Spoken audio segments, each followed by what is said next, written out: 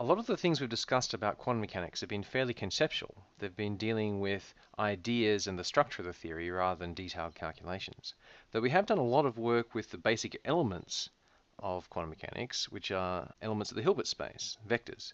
And we've discussed, for example, we've used the completeness relation a lot. The completeness relation is just that if you have a complete orthonormal basis of vectors, J, then the sum of those projectors is unity, or if the index is continuous rather than discrete, then the integral of those projectors is unity. And you can use that in transformations between bases and all sorts of things like that. So the basic theory is that matter and energy is described by an element of a Hilbert space, that element evolves in time according to Schrödinger's equation, which is a linear equation based on the Hamiltonian, which is the energy, except when you observe them when they jump probabilistically. Because Schrödinger's equation is linear, it means that we can describe the evolution with a linear operator. That operator turns out to be unitary. That time evolution operator is unitary, and here are the properties of unitary. And because we can do that, we could have attached that evolution to the operators instead of the states if we wish, and that changes whether we're in the Heisenberg or Schrödinger picture respectively. And indeed, you can do a hybrid of the two where both evolve, called the interaction picture.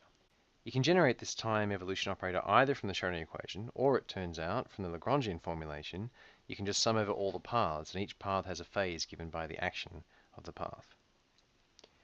We also looked at continuous transformations, which are defined by a unitary matrix again. And continuous transformations that don't change the Hamiltonian are symmetries of the Hamiltonian, and the generator of those symmetries is a conserved quantity. It's an observable Hermitian operator, which is an observable, and that physical quantity is conserved. Momentum is the generator of translations, and angular momentum is the generator of rotations.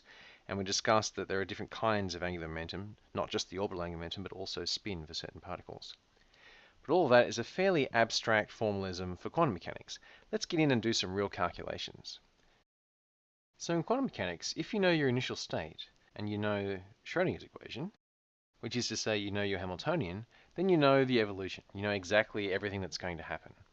And so in some sense, you don't need to know anything else to do calculations. In a more practical sense, of course, only a few problems in quantum mechanics can be solved exactly.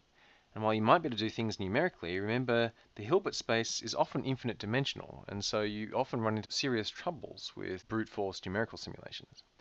And so we use a lot of approximate methods in quantum mechanics to determine what's important. And one of the most important things are the eigenstates and eigenvalues of the Hamiltonian. The reason for that is if you can break down the eigenstates and eigenvalues of the Hamiltonian, then as we discussed in a previous lecture, you can easily find out the evolution of the system. Now one of the important eigenstates and eigenvalues is the ground state. And one of the key methods of finding that in practice is something called the variational method. And that's essentially a method of guesswork. This is very useful for studying complex systems such as multi-electron atoms and molecules and things like that. And it doesn't actually tell you the ground state. What it gives you is an upper bound for the energy level, which for say a molecular system is an extremely valuable piece of information.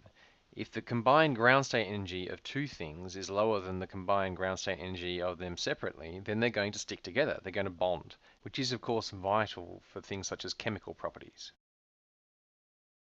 Now how does it work? It works by the very simple fact that the expectation value of the Hamiltonian for any state must be greater than or equal to the ground state energy. That's really the definition of the ground state energy, and this is very easy to prove. So have a go at proving that cold.